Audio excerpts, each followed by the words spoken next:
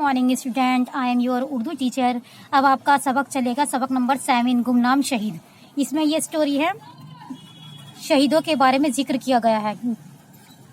ठीक है, शाहिद और नाहिद बहन भाई हैं। शाहिद और नाहिद कौन है? बहन भाई हैं। इनके वालिदैन पिछले कई सालों से न्यूयॉर्क में रहते हैं। कहाँ रहते थे इनके वालिदैन? कई सालों से न्यूयॉर्क, याद रखिएगा।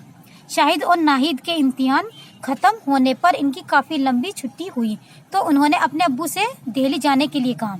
अब ये क्या कह रहे हैं कि शाहिद और नाहिद की स्कूल की लंबी छुट्टी हो जाती है, तो वो अपने अब्बू से दिल्ली जाने के लिए बोल रहे हैं। इनके वालिदैन ने काम की मसरूफियात की वजह से जाने से इनकार कर दिया। अब इनके वालिद मना कर देते हैं, लेकिन उन्हें दिल्ली जाने वाली हवाई जहाज में सवार करा दिया। अब उन्हें कहाँ पर छोड़ देते हैं? दिल्ली जाने वाली हवाई जहाज में सवार करा दिया। रुखसत करते वक्त इनके वालिदैन ने इनसे दादा और दादी और मोहल्ले के सभी लोगों से इनका सलाम अर्ज करने को कहा। अब वे जब रुखसत हो रहे थे तो इनके वालिदैन ने क्या करा था? दादा और दादी और मोहल्ले के सभी लोगों को सलाम करने को कहा था। दिल्ली एयरपोर्ट पर दादा और दादी उन्हें लेने के लिए आए। शाहिद और नाहिद कई सालों बाद न्यूयॉर्क से दिल्ली आए। ठीक है, वे कई सालों बाद आते हैं दिल्ली में इनके दादा और दादी रहते हैं। ठीक है, इनके दादा दादी कहाँ रहते हैं? दिल्ली में रहते हैं, लेकिन दोनों बच्चे अपने अब्बू के साथ न्यूयॉर्क में रहते हैं। इनके दादा दादी तो देखो दिल्ली में रहते हैं, लेकिन ये बच्चे अपने अब्बू वालिदैन के साथ कहाँ रहते हैं? न्यूयॉर्क में रहते हैं। इनके दादा और दादी शाहिद और नाहिद से बहुत प्यार करते थे। अब इनके दादा और दादी इन दोनों से बहुत प्यार करते थे, इसलिए इनकी दिल्ली पहुंचने पर दादा और दादी खुशी से पागल हो जा रहे थे। अब आता है, शाहिद और नाहिद के दादा दिल्ली के पुराने बाशिंदे थे। उन्हें पुराने वाक़ात का बहुत इल्म था, यानी वे बहुत जानकारी रखते थे पुराने वाक़ात की। ठीक है, दोनों बच्चे रोजाना हिंदुस्तान के मुख्तलिफ मुकामात के लोगों के रहन सहन, राजाओं और नवाबों के दौर की बातें बड़े शौक से सुनते थे। अब देखो, उन्हें बहुत इल्म था पुराने वाक़ात का, तो वे अपने दादा से क्या सुनते थे? हिंदुस्तान के मुख्तलिफ मुकामात के लोगों के रहन सहन, राजाओं और नवाबों के दौर की बातें बड़े शौक से सुनते थे। लेकिन आज जब बच्चे दादाजी के साथ सैर करने के लिए गए, तब दादाजी ने कहा, बेटा लाल किला, जंतर मंतर, इंडिया गेट तो मैं तुम्हें दिखा चुका हूँ। तो इन्होंने क्या क्या देख लिया था? लाल किला देख लिया था, जंतर मंतर भी देख लिया था, इंडिया गेट भी देख लिया था। तो इसमें मैं सोचता हूँ आज चांदनी चौक की तरफ चले। अब वे चांदनी चौक की तरफ चलते हैं। सुबह का वक्त था, ठंडी ठंडी हवाएं चल रही थी। मौसम कैसा था? खुशगवार था। सड़कों पर भीड़ भी ज्यादा नहीं थी। अब देखो, सुबह के वक्त में सड़कों पर ज्यादा भीड़ नहीं रहती। तीनों चांदनी चौक में बने फुआरे के पास जाकर रुक गए। अब वहाँ पर फुआरे के पास वे तीनों रुक जाते हैं। यहाँ आकर दादाजी कुछ सोचने लगते हैं। क्या सोच रहे हैं दादाजी? नाहिद पूछती है कि क्या सोच रहे हैं दादाजी। तभी शाहिद बोल पड़ा, अब दादाजी हमें बताएंगे कि ये फुआरा किसने बनवाया था, कब बनवाया था, क्यों बनवाया था। वे सब क्वेश्चन पूछते हैं अपने दादाजी से, क्योंकि उन्हें बहुत इल्म है पुराने वाक़ात के बारे में। दादाजी शाहिद की बात का जवाब दे बिना ही थके कदमों से चलकर एक बेंच पर बैठ गए। ऐसा लगता था जैसे फुआरे को देखकर दादाजी को बहुत तकलीफ पहुंची हो। बच्चे घबरा जाते हैं कि क्या हुआ दादाजी, आपकी तबीयत तो ठीक है? दादाजी कह रहे हैं कि घबराओ नहीं बच्चों, मैं ठीक हूँ। फुआरे को देखकर मुझे एक हुब्बे वतन की याद आ गई। अब है ना, दादाजी क्या कह रहा है? वो फुआरे को देख रहा है और एक हुब्बे वतन की याद आ जाती है उन्हें। वो कौन था? बच्चों ने दरियाफ्त किया। बच्चों ने कहा, दादाजी ने गहरी सांस लेते हुए कहा, वो एक अजीम शख्स था, फरूख नगर का नवाब अहमद अली खां था। वो अजीम शख्स था, यानी वो बड़ा शख्स था, फरूख नगर का था, नवाब अहमद अली खां। दादाजी हमको अहमद अली खां के बारे में कुछ और तफसील से बताइए। अब वे अहमद अली खां के बारे में और तफसील से जानना चाहते हैं।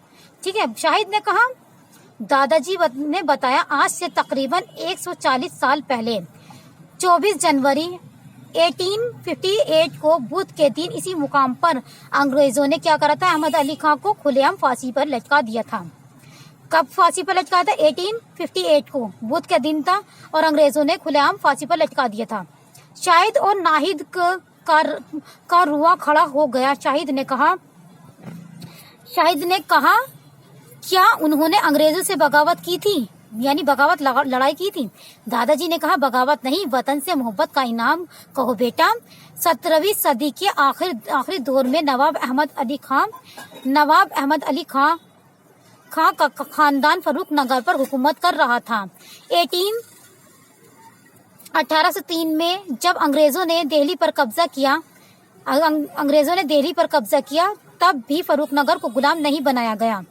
लेकिन जब 1857 की जंग आज़ादी में अहमद अली खान ने भी हिस्सा लिया तो ब्रिटिश हुकूमत ने इनसे चिढ़ गई। अब ये है ना, आज़ादी की लड़ाई में हिस्सा लेते हैं, कौन लेते हैं? अहमद अली खान। तो ब्रिटिश हुकूमत इनसे चिढ़ जाती है।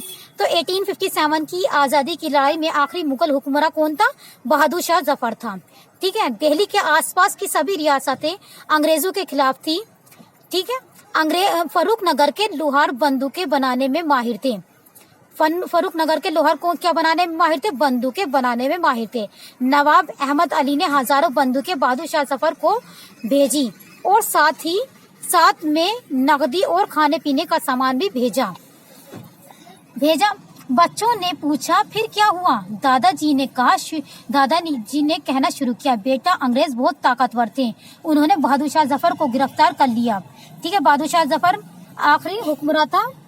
देखो ये रहा, आखिरी मुगल हुक्मरान था बहादुर शाह जफर। तो बहादुर शाह जफर को कौन कर लेता है गिरफ्तार? अंग्रेज। बादशाह की गिरफ्तारी से फर्रुख नगर में भी उदासी छा गई। नवाब की फौज की हिम्मत टूट गई। जब वो गिरफ्तार हो जाता है तो उनकी फौज की हिम्मत टूट जाती है। नवाब ने अपनी जोशीली तकरीरों से अपनी फौज के सिपाहियों की हौसला अफजाई की। अब वो हौसला अफजाई करा है, उन्हें मतलब बता रहा कि ऐसे करो ऐसे, लेकिन इसे मुकम्मल कामयाबी हासिल नहीं होती है। और जिस फर्रुख नगर में 6 महीने से अंग्रेजी फौज दाखिल होने की नाकाम कोशिश कर रही थी, वही अंग्रेजी फौज ने डेरा डाल दिया। नवाब की कमजोर और मुट्ठी भर फौज ने तोपों और बंदूकों से अंग्रेजी फौज का मुकाबला किया। अब आया तो देखो, नवाब की फौजों ने अंग्रेजों पर हमला कर दिया, लेकिन अंग्रेज तोप खाने के आगे टिक ना सके और नवाब के सिपाहियों को रोनते हुए अंग्रेजी फौज ने नवाब को गिरफ्तार कर लिया।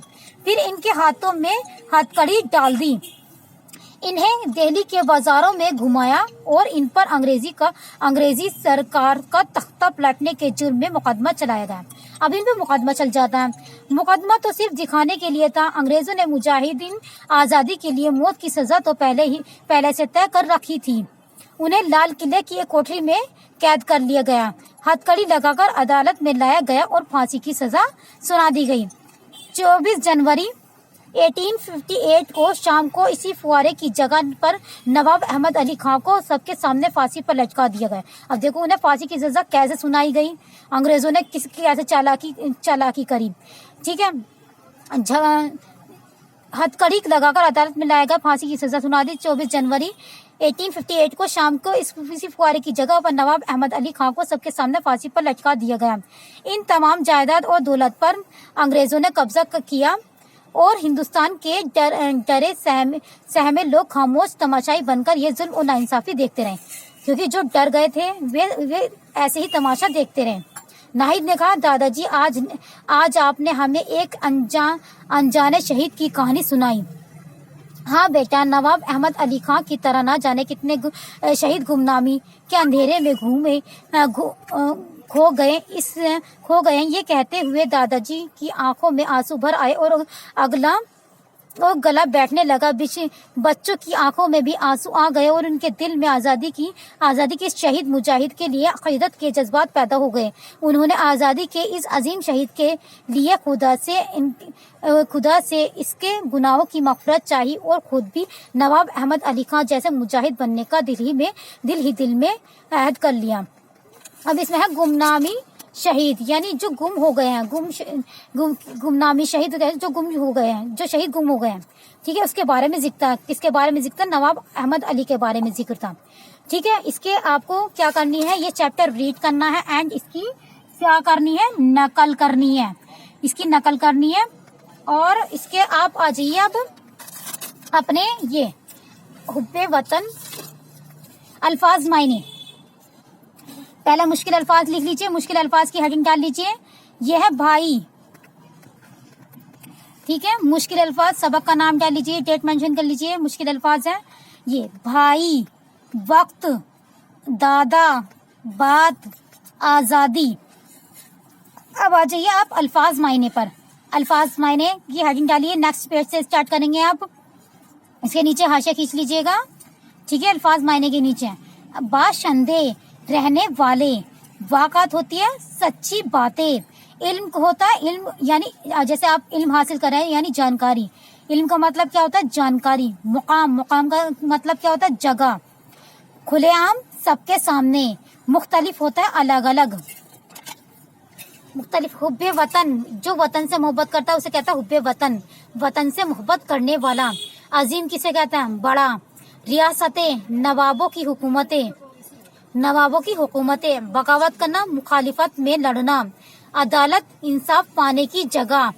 تماشائی ہوتا ہے دیکھنے والا, تماشائی جو تماشا دیکھتا ہے دیکھنے والا. شہید ہوتا ہے وطن کے لیے جان دینے والا. گمنامی ہوتا ہے مشہور نہ ہونا. ٹھیک. یہاں پر آپ کے الفاظ معنی پورے ہو گئے ہیں. الفاظ معنی پورے یہاں پہ ڈال لیجیے گا آپ. ٹھیک ہے.